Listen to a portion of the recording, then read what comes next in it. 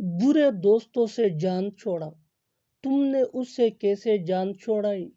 میں سر درد سے جان چھوڑانا چاہتا ہوں، وہ اس کار سے جان چھوڑانا چاہتا ہے۔ ان جملوں کو غور سے دیکھو، ان میں ایک چیز کامن ہے اور وہ ہے جان چھوڑانا۔ اس کے لیے آپ کو یوز کرنا ہوگا انگلش میں get rid of. Get rid of مین جان چھوڑانا۔ آئیے کمپلیٹ اسٹرکچر سمجھتے ہیں۔ Subject plus helping verb plus get rid of plus other words. آگے ڈیٹیل سے سمجھاتا ہوں مثالوں سے ہی some example for better understanding. برے دوستوں سے جان چھوڑا ڈیلی لائف کا ایک کامن سینٹینس ہے جو ہم روز بولتے یا سنتے ہیں۔ Get rid of negative friends. Get rid of negative friends. تم نے اسے کیسے جان چھوڑائی؟ How did you get rid of ہم؟